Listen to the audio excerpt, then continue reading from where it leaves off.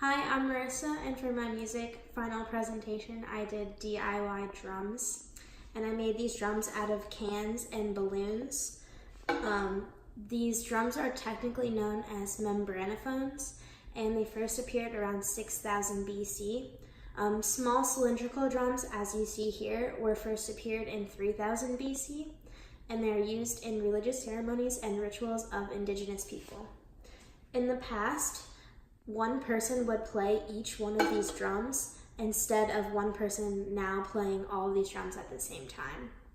The purpose of the drum is that it is the backbone of most bands or ceremonies, so it creates the beat for most religious ceremonies or rituals, and similarly it also would create a beat in a war where someone would play the drums in the war. In modern day, drums are consolidated into a kit where one drummer can play all of these drums. So now I'm going to play a scale.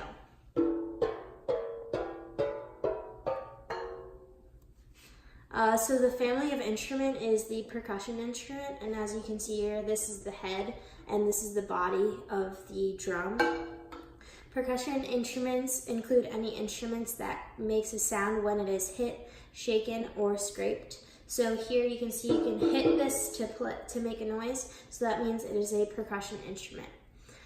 Some other instruments in the percussion family include a snare drum, a bass drum, the cymbals, triangle, and also a tambourine.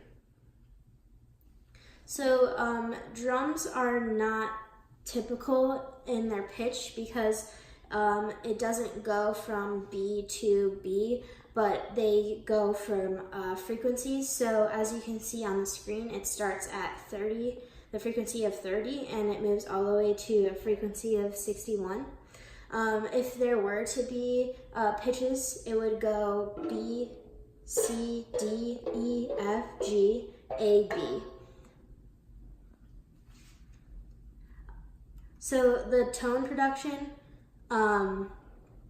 so basically when you hit the top of the drum, this compresses the head, which means the air inside, and compresses the air inside. So it also creates vibrations, and the vibrations eventually move to the outside air, and then this is what creates the sound.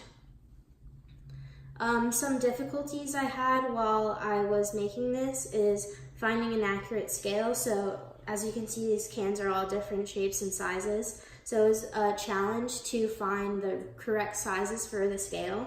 And it was also hard to find the scale because stretching the balloon changes the frequency, and also the different size cans, different width of cans changes the frequency.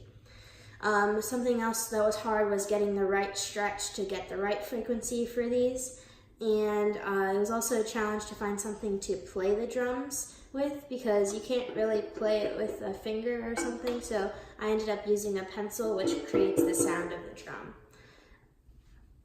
So some strengths and weaknesses of this drum set is these are pretty durable, and they can be loud or they can be soft, so you can play them softly or you can play them much louder.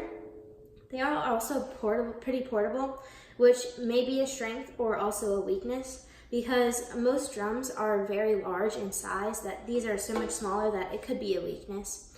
Another weakness is that they are not very accurate or consistent. If you hit different parts of the head of the drum, it will make different sounds and different frequencies.